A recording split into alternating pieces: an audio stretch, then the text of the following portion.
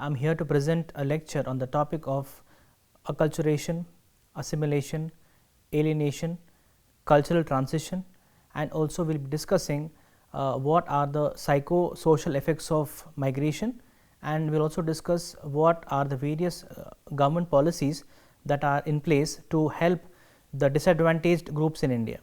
The main objectives of today's lesson are to understand cultural transition, acculturation, acculturative stress, assimilation, alienation, and psychosocial effects of migration, the topic of disadvantaged groups in India, and government policies for disadvantaged groups in India. Cultural transition. Culture has been defined as the different socially transferred beliefs, values, behaviors, and knowledge among individuals of a community independent of their genetic factors. The word culture is used because it implies the integrated pattern of human behavior that includes thoughts, communications, actions, customs, beliefs, values, and institutions of a racial, ethnic, religious, or social group. In other words, the term culture refers to the behaviors, customs, and traditions from generation to generation. This includes ways in which individuals from different backgrounds experience the world around them. Cultural transitions often involve individuals shifting their life space from one cultural context to a different cultural context, most typically in terms of relocating from one nation to another nation. We can call these as migratory transitions. Cultural transitions are concerned with the transitions between cultures in which individuals live. Cultural transitions have been extensively studied with respect to the psychological processes by which individuals adapt to new cultures. Cultural adaptation through transition is a very much bidirectional process in which both individuals and cultures adapt. Conceptualizing transitions in this way brings attention to the second broader type of cultural transition. Cultural transition for those who are not making a transition but rather are subject to a transition. We can call these as stationary transitions. If we accept the idea that cultures change in response to those who are part of them, then it stands to reason that individuals with a history of living in a particular cultural context will need to adapt to such changes. Some changes can be slow, whereas others can be quite fast. The distinction between migratory and stationary transitions is similar to the distinction between voluntary and involuntary immigrants. Voluntary immigrants are those who made the transition of their own will, seeking to change the context to seek a better life or access to new opportunities in some way. In contrast, involuntary immigrants had no choice. They might have been forced to leave their homeland due to political conflict, such as the case of refugees taken from their homeland, such as the case of slaves from Africa, or due to the power grabs via colonization, rendering the indigenous people as the minorities, such as the case of Native Americans and blacks in South Africa, and so on. We are living in a post-modern world where the technology changes rapidly. Such a rapid change in technology would bring with it changes in the culture in which we live. People also migrate from one cultural community to another cultural community, either as students or immigrants. Cultural transition has become an important part of every modern professional's life. We are living in a global era of increasing international mobility and intercultural contact. Cultural transitions connect conceptually with the notion of adaptation. Psychological and socio-cultural adaptations are required during cultural transitions, and from the viewpoints of current cross-cultural psychology, individuals are seen as active agents in cultural transitions. Acculturation. Acculturation is a process of social, psychological, and cultural change that stems from the balancing of two cultures while adapting to the prevailing culture of a society. Acculturation is a process in which an individual can adopt, acquire, and adjust to a new cultural environment. Individuals of a different culture try to incorporate themselves into a new, more prevalent culture by participating in the aspects of the more prevalent culture, such as their traditions, but still hold on to their original cultural values and traditions. The effects of acculturation can be seen at multiple levels in both a devotee of the prevailing culture and those who are assimilating into the culture. At this group level, Acculturation often results in changes to the culture, religious practices, healthcare and other social institutions. These are the significant ramifications on the food, clothing and language of those becoming introduced to the overreaching culture. At the individual level, the process of acculturation refers to the socialization process by which a foreign born individual blends the values, customs, norms, cultural attitudes and behaviors of the overarching host culture. This process has been linked to changes in daily behavior as well as numerous changes in psychological and physical well-being. As enculturation is used to describe the process of first culture learning, acculturation can be thought as second culture learning. Under normal circumstances that are seen commonly today, the process of acculturation normally occurs over a large span of time throughout a few generations. Physical force can be seen in some instances of acculturation which can cause it to occur more rapidly, but it is not the main component of the process. More commonly, the process occurs through social pressure or constant exposure to the more prevalent host culture. Scholars in different disciplines have developed more than 100 different theories of acculturation, but the concept of acculturation has only been studied scientifically since 1918. As it has been approached at different times from different fields of psychology, anthropology and sociology, numerous theories and definitions have emerged to describe the elements of acculturative process. Despite definitions and evidence that acculturation entails a two-way process of change, research and theory have primarily focused on the adjustments and adaptations made by minorities such as immigrants, refugees and indigenous people in the response to their contact with the dominant majority. Contemporary research has primarily focused on different strategies of acculturation, how variations in acculturation affect individuals and interventions to make this process easier. Acculturation comprehends those phenomena which result when groups of individuals having different cultures come in continuous first hand contact with subsequent changes in the original culture and patterns of either or both groups.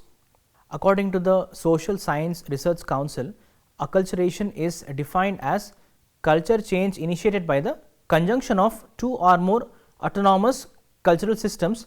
Acculturative change may be the consequence of direct cultural transmission. It may be derived from a non-cultural cause such as ecological or demographic modification induced by an impinging culture. It may be delayed as with internal adjustments followed upon the acceptance of alien traits or patterns, or it may be a reactive adaptation of the transitional modes of life. These two formulations bring out important points into the discussion. A culture change may be caused due to the direct or indirect contact between two cultures. The change may occur in two intensity, delayed and reactive means a rate of change, and adaptation within other culture is quite fast. Acculturative stress. Acculturative stress is nothing but the large influx of migrants around the world has sparked a scholarly interest in the acculturation and how it can specifically affect health by altering levels of stress, access to health resources and attitudes towards health. The effects of acculturation on physical health is thought to be a major factor in the immigration paradox, which argues that the first generation immigrants tend to have better health outcomes than non-immigrants. Although this term has been popularized, most of the academic literature supports the opposite conclusion, or that immigrants have poorer health outcomes than their host culture counterparts. One prominent explanation for the negative health behaviors and outcomes like substance abuse or low birth weight is mainly associated with the acculturation process is the acculturative stress theory. Acculturative stress refers to the stress response of immigrants in response to their experiences of acculturation. Stressors can include but are not limited to the pressures of learning a new language, maintaining one's native language, balancing different cultural values and brokering between native and host differences in acceptable social behaviors. Acculturative stress can manifest in many ways, including but not limited to anxiety and depression, substance abuse and other forms of mental and physical maladaptation. Stress caused by acculturation has been heavily documented in phenomenological research on the acculturation of a large variety of immigrants. This research has shown that acculturation is a fatiguing experience requiring a constant stream of bodily energy and is both an individual and familial endeavor involving enduring loneliness caused by seemingly insurmountable language barriers. One important distinction when it comes to the risk for acculturative stress is the degree of willingness or migration status, which can differ greatly. If one enters a country as a voluntary immigrant, a refugee or asylum seeker or a sojourner. Assimilation. Assimilation refers to a process whereby a group of people, having lived among another group of people for a considerable period of time among another group of people, adopt the ways of life of the latter in such a way as to make it completely indistinguishable from the latter. When the social processes reach a high degree of integration, it takes the form of assimilation. It is something like biological system of food assimilation, in which complex food materials are broken into simpler substances and assimilated into the body. At the stage of integration, culture, traits, quite like food materials, maintain their identity, but finally in assimilation lose their identity. This is a very complex process and hardly any society reaches the stage of perfect assimilation. In assimilation, the people and their culture do not maintain their individual identities. It was in the 50s that US society was near assimilation, but soon it became clear that each linguistic group and nationality maintains that separate identity. In our country too, in view of the multi-ethnicities, multi-languages and multi-regions and multi-identities, integration can be attained only in a limited way. We can maintain our ethnic identities and at the same time identify ourselves with secularism, socialism, democracy and scientific ethics. We could also follow a common economic system and the mode of administration. In this kind of integration, on one hand, the different aspects of culture maintain their identity and autonomy, and on the other hand fall into the national mainstream. Obviously, assimilation is a higher social process of integration. This is a stage which is very difficult to attain. Generally, it has been observed that process of assimilation is very complex and perfect assimilation seems almost impossible. Alienation. Alienation is a feeling of estrangement in the learning process that students might feel. It is marked by an individual's separation from his or her environment and the lack of connectedness. Alienation is a multi-dimensional construct which consists of 4 dimensions: powerlessness, meaninglessness, normlessness and estrangement. Powerlessness is represented through the loss of control over events in one's life. Powerless students are more likely to be manipulated and used by others, and given their feeling of helplessness in controlling the events in their life as well as the consequences in the social systems. They feel as if others are using them and they live in the constant threat of having their lives affected by forces over which they have no control. Secondly, meaninglessness is characterized by the inability to predict outcomes. Meaningless students are lacking understanding of the school activities in which they participate, which leads them to feel uncertain whether the school will bring about a positive impact to their future. Thirdly, normlessness is marked by the loss of socialized values that give life a purpose. Normless students are more likely to experience uncertainty in deciding what rules to be followed, while feeling supported to break the rules of society and showing great concern on getting ahead as well as obeying others for appearances only in the surface.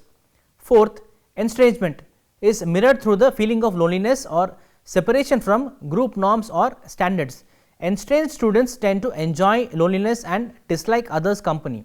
Feeling alienated can lead to many different social problems that include drug or alcohol abuse, criminal activity, poor school or work performance.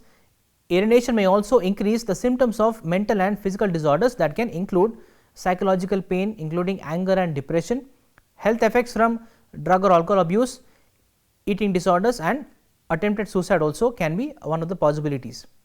Psychosocial impact of migration. Migration can be defined as a movement of a person or a group of persons for any length of time and includes both long term and temporary migration as well as remigration and circular migration. Moreover, migration may take place across an international border or within a state. Also, a distinction must be made between forced and voluntary migration. Through the division between two may sometimes be hazy, that is, poverty may force people to immigrate. Forced migration implies that people have been forced to flee their homes to seek refuge elsewhere. Reasons for migration include war, persecution, and natural disasters. In contrast, voluntary migration signifies leaving one's own home of one's own free will in search of a better life elsewhere. In this context, the forces behind migration are often described as a combination of push and pull factors. Push factors include poverty, demographic growth, war, and political repression, while pull factors include the demand for labor, good economic opportunities, political freedom, and social ties. In short, migration is a multifaceted phenomena that does not merely entail a geographical move, but forms a more complex, dynamic social, economic, environmental, and cultural process of change. Migration may thus be viewed as a fundamental biographical life experience, resulting in a change in the life circumstances by which the migrant's life comes to differ from that of non-migrants. Migration is a worldwide phenomena that has always been a part of human history. Migrating to a different country has important psychological and social implications for the individual and the family. For instance, these implications may involve less informal support or assistance that was previously provided by family, friends, and schoolmates. Furthermore, it might signify having to learn a new language and a new social norm to adjust to new social and cultural environment. There are many reasons why families migrate, but one of the most evident reasons is the desire for a better life. Migration is a complex phenomena that depends on individuals and the circumstances for migration, as well as the environment of the host country. Migration processes may be divided into different phases. Each of phase entails a number of health risks. In the pre-migration stage, involves exposure in the utero and later in life, and may include infectious agents, starvation and malnutrition, as well as lack of access to health care. Moreover, it may involve factors leading to migration such as poverty, war, violence, trauma, and torture. The second stage, migration itself, is the physical relocation of individuals from one place to another, which may also involve health hazards including physical and mental stress. The third stage is the post-migration stage, which concerns the adjustment of the migrant to the social, political, economic, and cultural framework of the immigration country. Post-migration risk factors for ill health include uncertainty and waiting during asylum procedures, isolation, social marginalization, loss of identity, language barriers, barriers to health care, and discrimination.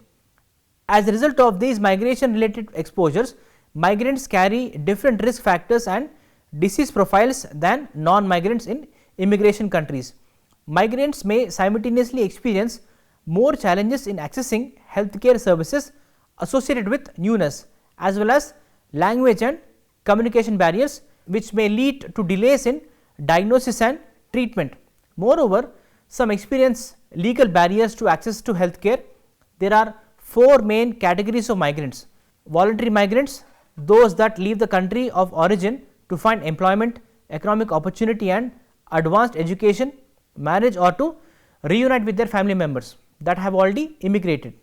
Refugees, those who have been involuntarily displaced by persecution, war, or natural disasters.